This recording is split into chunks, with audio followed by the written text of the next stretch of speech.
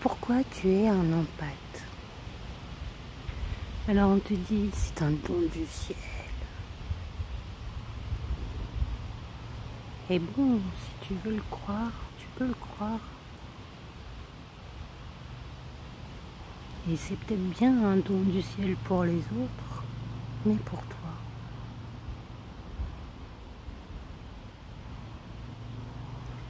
Je ne sais pas si tu vas pouvoir te reconnaître en ce que je vais te dire, mais moi je me sentais plus empâtée qu'empathe. Quand le mot est arrivé, j'ai immédiatement pensé à ce mot-là, empâtée.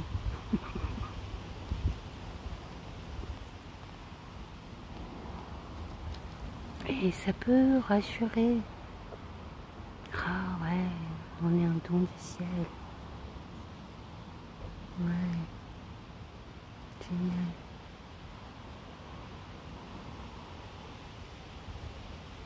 Et puis très tard dans ma vie, j'avais 46-47 ans.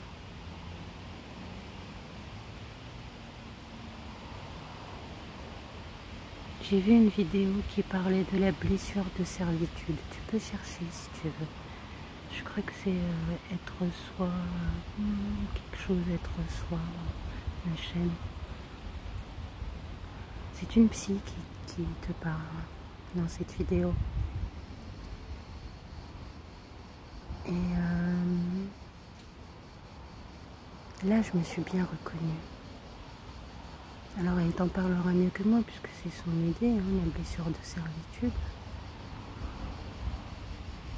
Mais ça a beaucoup nourri mon monde à moi. Et j'espère que ça nourrira aussi le tien. Si tu es réellement un empathe, parce qu'il y a bien des gens qui se disent empathe, mais voilà. Et être un empathe, c'est pas réellement ressentir ce que l'autre ressent. On ne peut jamais vraiment ressentir dans... C'est comme le goût d'un fruit. Tu ne peux pas le connaître avant de l'avoir goûté. Mais tu ne peux pas connaître l'émotion d'une personne tant que tu n'as pas marché dans ses bottes depuis sa naissance. Tant que tu n'es pas lui. Mais tu comprends et tu ressens tes propres émotions à toi sur ce que tu comprends. C'est ça être un empathe.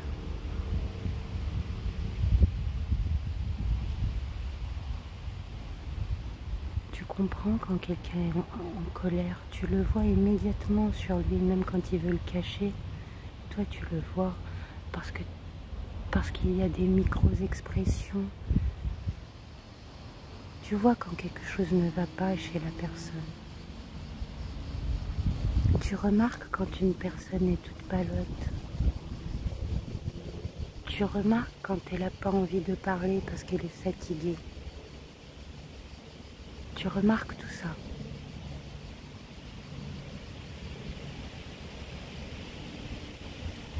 Tu le comprends.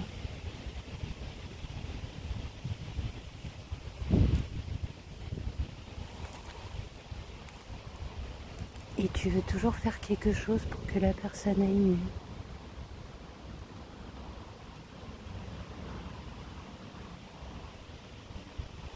Ou alors, tu veux juste t'en aller te cacher parce que tu as vraiment l'impression de ressentir ce que tous les autres ressentent.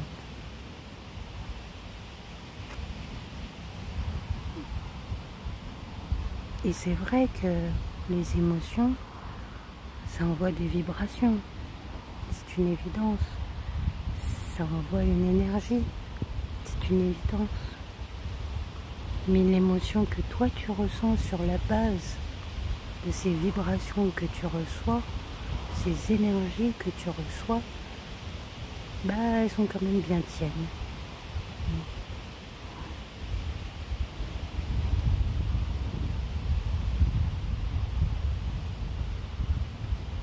Et dire que un empathe, c'est un don du ciel, c'est quelqu'un qui est venu là pour changer le monde.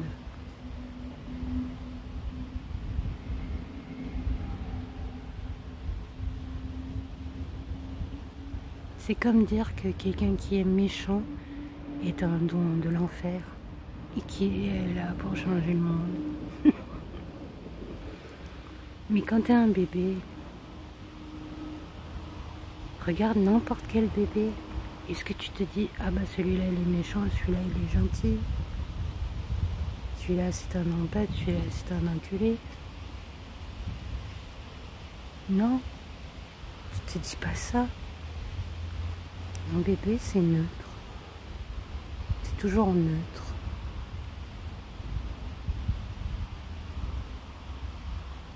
Et donc qu'est-ce qui a fait de toi un empathe, voire un empathé,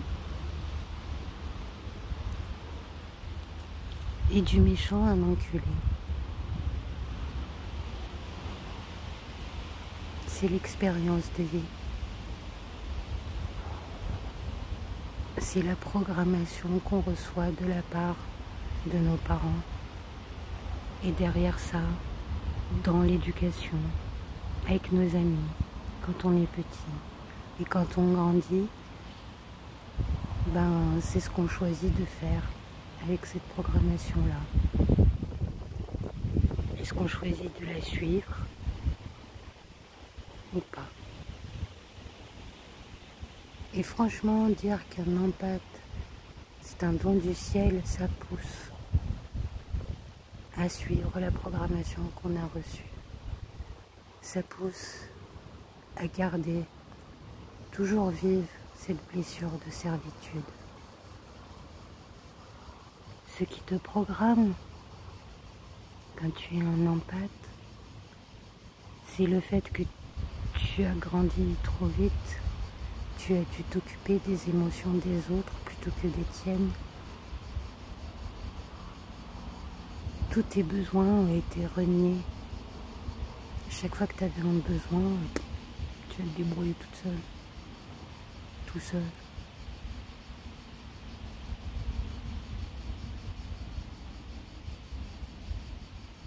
Là, je parle aussi de moi là.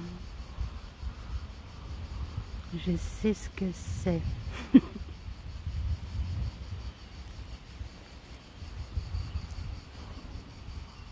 Et donc bon,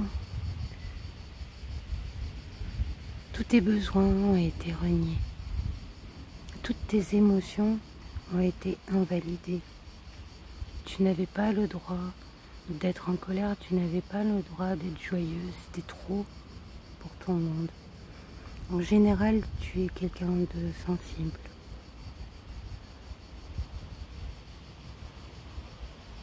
Et tes émotions, c'était trop pour le monde qui t'entourait. Elles étaient trop intenses, trop fortes. Et tu les exprimais d'une manière trop intense, trop forte.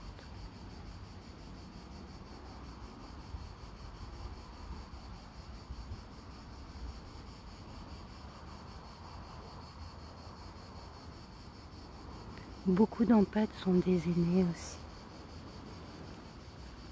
Les grands de la famille.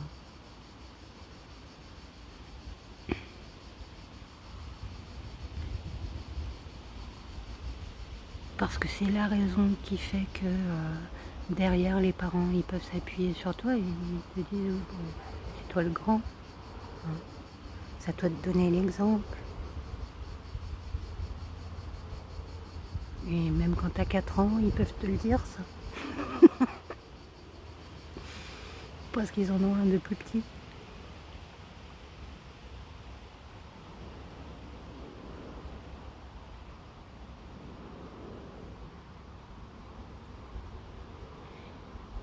Je t'inviterai vivement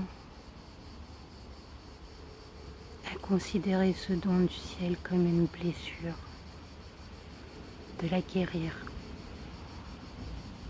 Parce que je sais que tu en es capable, toi plus que n'importe qui, tu es capable te guérir des blessures.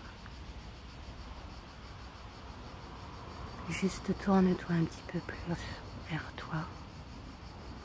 Ce que tu offres au monde, offre-le toi aussi. Toi aussi, tu as des besoins. Oui, toi aussi, tu as tes besoins qui te sont uniques. Toi aussi, tu as tes émotions qui te sont uniques. Elles sont toutes valides et validées. Toi aussi, tu as le droit d'être qui tu es, aussi sensible que tu es, aussi bruyantes tes émotions peuvent-elles être, aussi intenses peuvent-elles être. Même quand tu les exprimes de manière calme, tu peux donner une intensité aux émotions. Le truc avec les émotions, c'est que c'est des vibrations, donc tu les envoies. Et l'autre, soit il les reçoit, soit il les reçoit pas. En général, les personnes qui répriment leurs émotions font de toi un empathe, voire un empathé.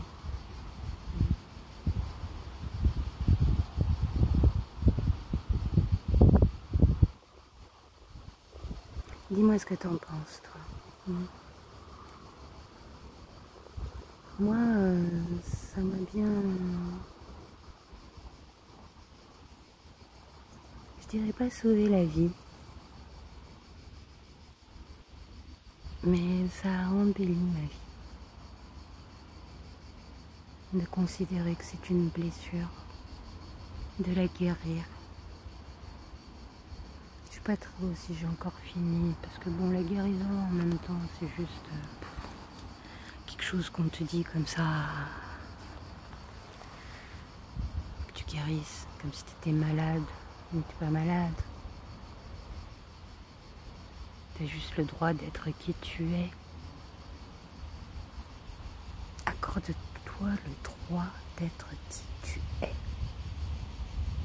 À chaque instant. Même quand tu as envie de pleurer, même quand tu as envie de crier de joie, même quand... Accepte qui tu es.